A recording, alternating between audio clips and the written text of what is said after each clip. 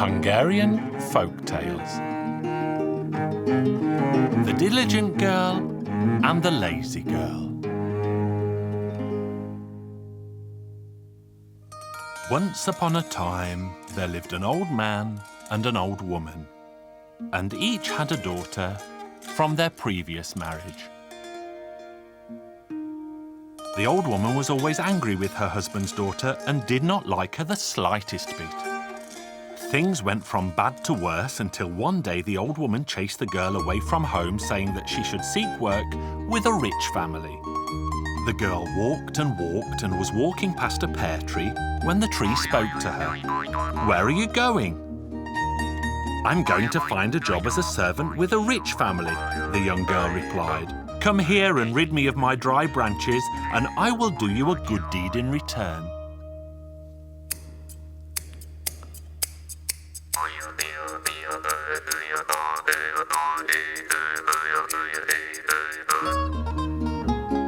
Then the young girl walked on her way until she passed a grapevine, and the vine spoke to her. "Come here and hoe around my roots, and I will do you a good deal in return."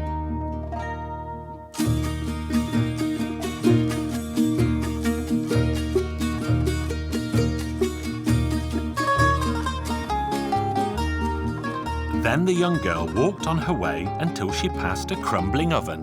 "Please come here and make me tidy and clean, and I will do you a good deed in return."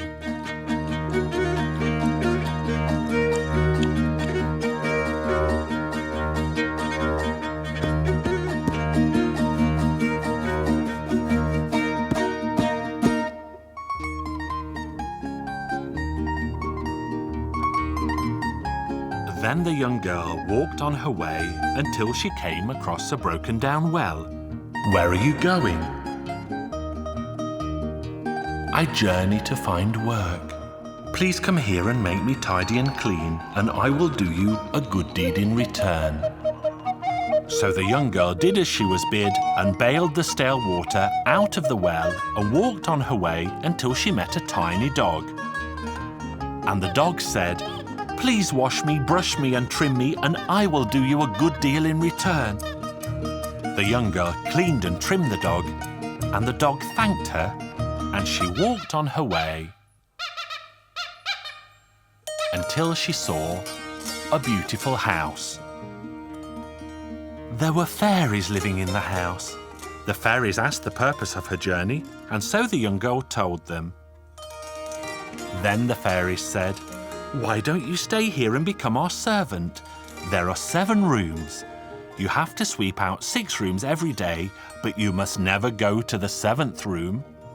So the young girl worked for a year and a day, and at the end of the year, the young girl said, "I would like to leave now and go home to show my parents what I've earned." "You have been a faithful maid," the fairies said. "You did as you were told, so now we will tell you what you have earned.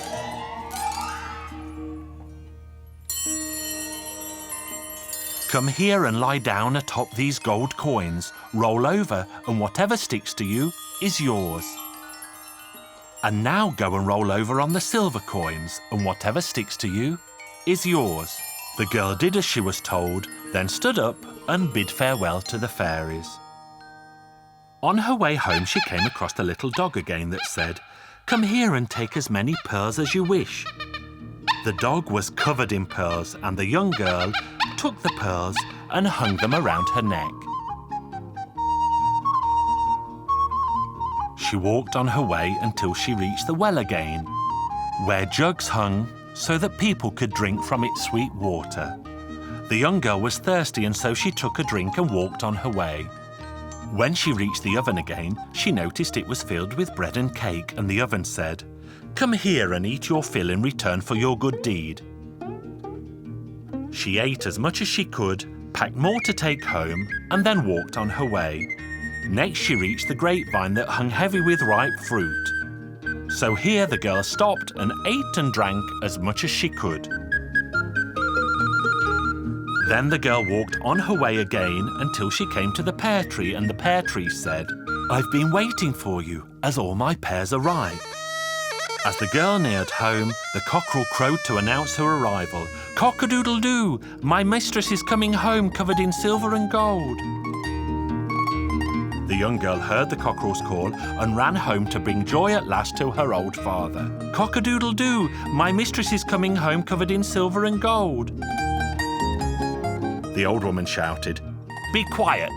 That's not true." Once again the cockerel said, "Cock-a-doodle-doo! My mistress is coming home covered in silver and gold." The old woman said, "You've earned very nicely indeed, but now my own daughter will go forth and work for a rich family, and she will earn a great deal more than you've managed." When the old woman's daughter reached the pear tree, it said, "Come here and rid me of my dry branches, and I will do you a good deal in return." The girl said, "I will not ruin my pretty white hands and my lovely tiny feet, no matter what happens." When the girl reached the grapevine, it asked her to hoe its roots and to expect a good deal in return. But once again, the girl refused to do anything that might ruin her pretty white hands and her lovely tiny feet, no matter what happened. Next, she reached the oven. The oven asked her to repair it and it would do her a good deed in return. But the girl said she would not ruin her pretty white hands and her lovely tiny feet with disgusting mud and clay no matter what happened. Next she came to the broken down well. "Please come here and make me tidy and clean." But again she refused to dirty her pretty white hands and her lovely tiny feet, no matter what happened. Then she met the little dog that said, "Come here and trim me." But she refused to touch the dog because she would not dirty her pretty white hands and her lovely tiny feet, no matter what happened. Next, she reached the beautiful big house and asked that she be allowed to sleep there for the night. The fairies living there asked her where she was going, and so she told them. In reply, they asked her to stay and work as their maid. They said, "Here there are 6 rooms, and you must sweep them every day, but you must never enter the 7th room." The girl did as she was told and swept the 6 rooms every day and ignored the 7th. But after a while, her curiosity forced her to open the door to the 7th room. To her horror, she saw that it was filled with frogs and snakes, and they bit her and stung her so terribly that by the time she managed to escape, she was covered in blood. And so she left the fairy's house with no payment at all. On her way home, she met the dog and went up to ask for some pearls. The dog said, "You refused to help me, and now I refuse to help you." The girl reached the well and was very thirsty, but was not allowed to drink. When she reached the oven, it was packed with fresh bread and cakes, but she could not eat any of them, because when she reached inside for some, it burned her hands terribly. When she reached the grapevine, she tried to pick a bunch of grapes and to drink a glass of wine, but the grapevine pushed her hand away. And when she reached the pear tree, she could not pick a single pear. As she neared home, the cockerel caught sight of her and flew to the top of the fence and let it be known to everyone that, "Cock-a-doodle-doo, my mistress is coming all covered in blood." The old woman went to the fence and said, "That's not true, she's covered in gold." But the cockerel repeated, "Cock-a-doodle-doo, my mistress is coming all covered in blood." The old woman said, "That's not true, because she's covered in gold." The cockerel repeated, "Cock-a-doodle-doo, here comes my mistress all covered in blood." "That's not true, that's not true," shouted the old lady. But the old man said, "Now you can see that my daughter earned more as a maid than yours ever did." This led to such a quarrel that the old woman and her daughter left the old man's home. Then the old man and his daughter lived happily ever after.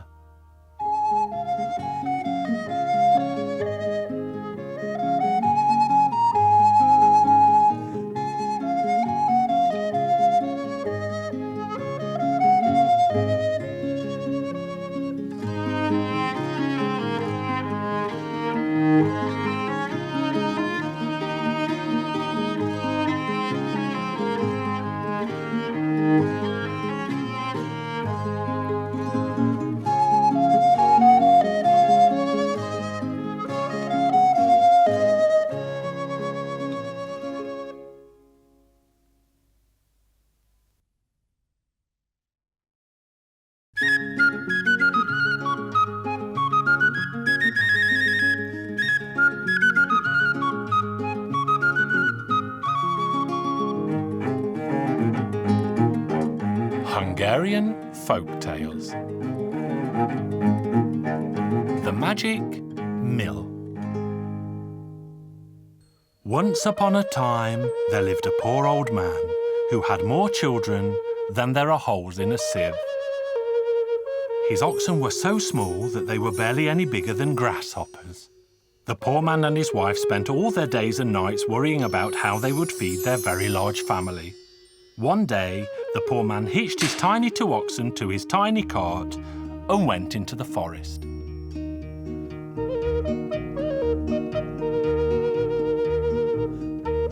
The poor man was busy collecting dry branches and stacking them neatly on the back of his cart when he caught sight of a boy and a girl playing in a clearing close by, and the children began to talk to him. The poor man soon learned that the girl was the daughter of the king of the sunrise and the boy the son of the king of the sunset. As the 3 of them chatted away, the boy noticed the 2 tiny oxen. The little prince was so besotted with these miniature beasts that he begged the poor man to sell them to him. The young prince appealed and pleaded and promised the poor man that his father, the king, would reward him richly, and so the poor man eventually agreed. When the poor man arrived home without the oxen, there was an almighty argument, and his wife was so angry with her husband that he turned on his heels and left the house for the court of the king of the sunset.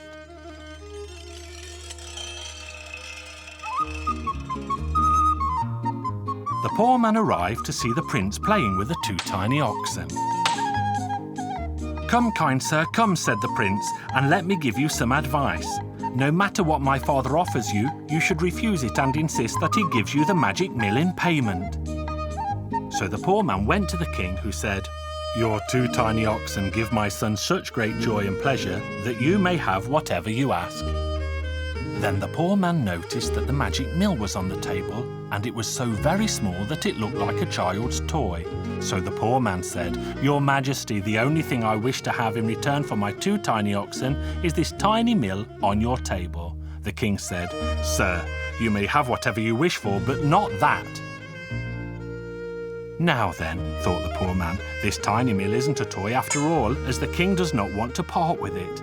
The poor man humbly added, "Your Majesty, please let me have this tiny mill so that my children may also have a toy to play with." The king loved his own child very dearly, so he agreed to give the poor man the mill. Then the prince said, "Kind sir, you should leave for your home now, and when you arrive back, place the mill on the table and say, 'Magic mill, give me gold and food to eat.' And when the mill has made enough, you simply say, 'Magic mill, stop your magic now.'" The poor man was delighted with his prize. He then thanked the prince for his kindness, put the tiny mill under his arm, and hurried home so quickly that his feet never touched the ground. He was on his way home when he saw something large and black looming towards him, but he could not for the life of him guess what it was. And what do you think it was? It was a horrible, huge, black hat. Underneath the hat was a man, and the poor man joked with him and said, "Good day, good friend. Isn't that hat too tight for you?"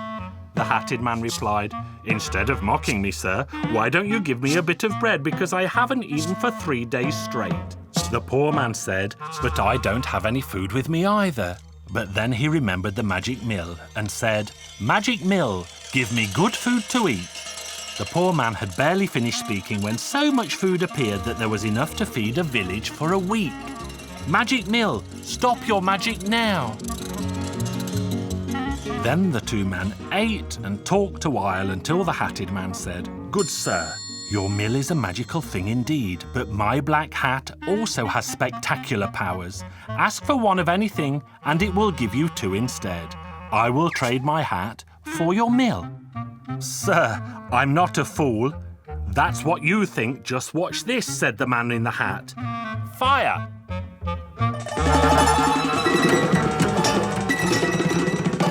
"Enough!"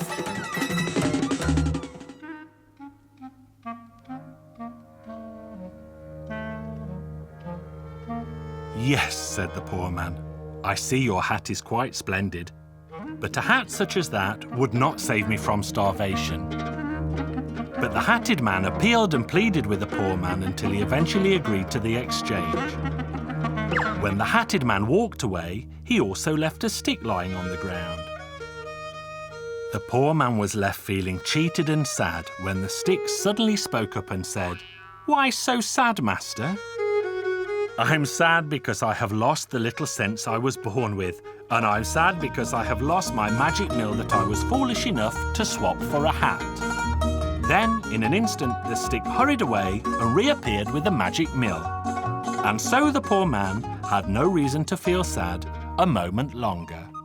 When the poor man returned home, his family surrounded him and rejoiced when they learned that the mill had magic powers. Days and months passed, and one day the poor man was standing at his gate when he saw the king approaching on foot with his wife and son. The poor man asked the king, "Where to, your majesty? Where are you walking on foot?" The king replied, "We're in very great trouble. The king of the north has invaded my kingdom, and I have been forced to flee my home with my beloved family. But don't be sad over such a little matter, your majesty. I will mend matters in no time at all." Then the poor man put the huge hat on his head, took the stick in his hand, and set off to find the king of the north's soldiers. It was not long before he stumbled across them because the king of the sunset's kingdom was crowded from border to border by the soldiers. Then the poor man climbed to the top of a hill, pointed his huge black hat in the direction of the enemy and commanded, "Hat, fire!" He then sent his stick after the men to beat their behinds to make them run faster still. The carnage was incredible, and not a single soldier of the King of the North survived to tell the tale of what had happened that day. Having destroyed the enemy, the poor man turned and made his way home, where he told the king what he had done and that he could return to the Sunset Kingdom. Then the king purchased the hat and the stick from the poor man and made his way back to his royal home. So now the Sunset Prince married the Sunrise Princess. They had a wonderful wedding, and the poor man led the dancing, and if his legs can stand it, he is still dancing to this very day.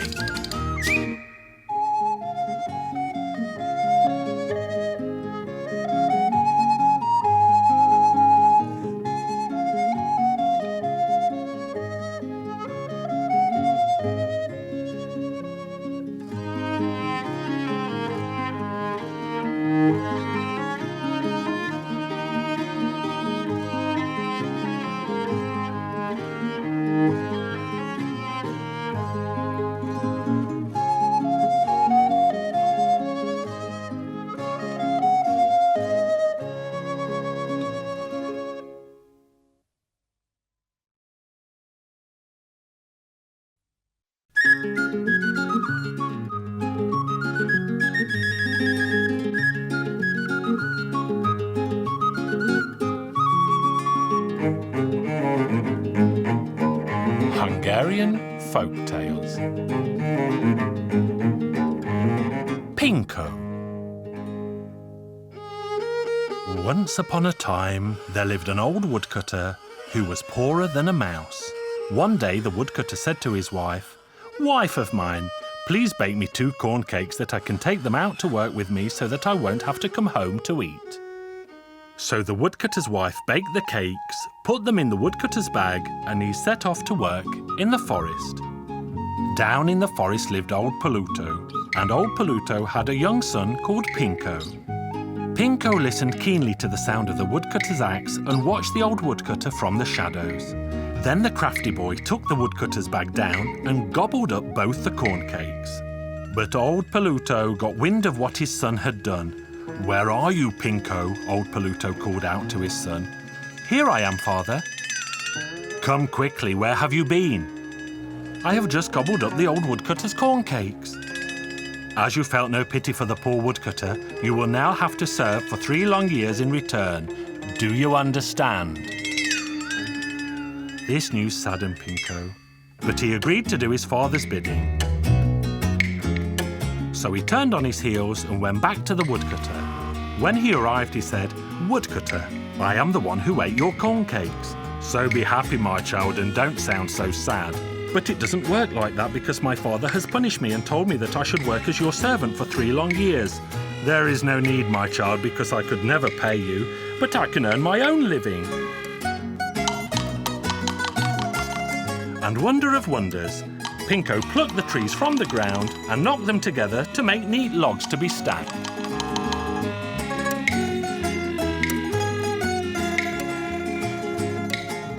By the time night came, he had cleared the whole forest.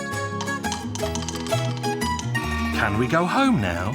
Yes, but first I want to gather some sticks for the fire. Pinko set hard to work and gathered up so much firewood that even 20 oxen could not have carted it home. Then he lifted the poor woodcutter up and placed him on top of the pile. The very next day, the poor woodcutter went to the rich farmer to tell him that he had felled, cut and stacked all the wood for winter. The farmer was reluctant to believe him, and so he sent servants to see for themselves. They returned in the evening and informed him that the forest had been cleared and neatly stacked for winter, so the rich farmer was forced to pay the poor woodcutter.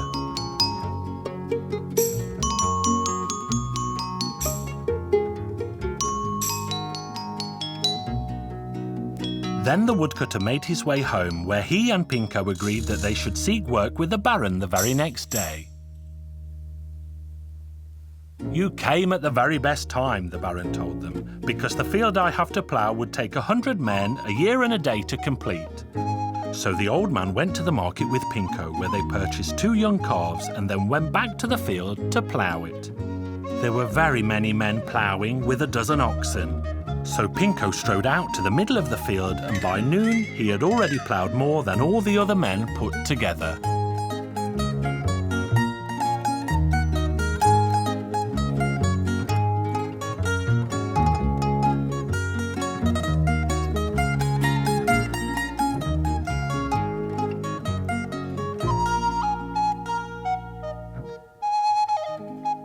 The other workers were so impressed by Pinko's calves that they asked for what price he would gladly sell them. But Pinko was proud of the calves and asked for a sack of gold along with the 12 oxen.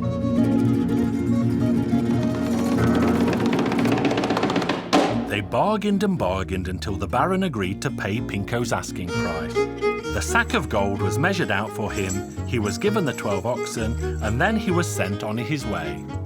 The Baron's men began to plough the land with the 2 calves, but however they pulled and pushed the tiny beasts, they would not work.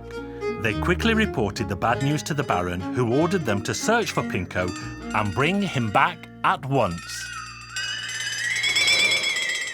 The men soon caught Pinko. Then Pinko took the handle of the plough in one hand, cracked his whip with the other, and the calves began to plough as never before. This is how you should do it, he told them, and he went home. Back at home, he and the woodcutter discussed where Pinko should next seek work, and they agreed that he should visit the king the very next day.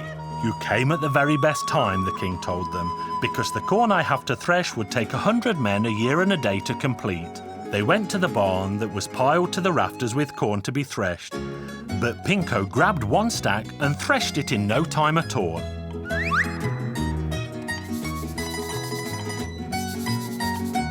Then he took all the rest of the wheat, oats, millet and barley and threshed it all before the day was done.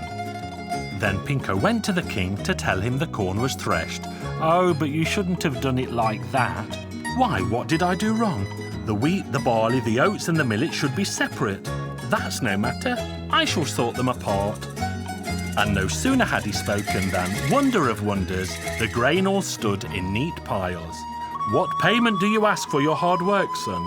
Only 1 sack of wheat, Pinko said. Very well, you may come and collect it whenever you wish.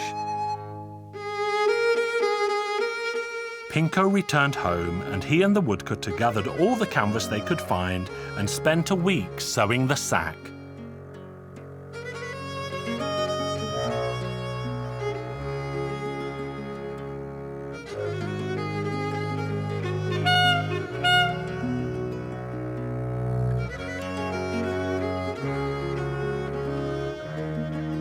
Now let's go and collect our payment.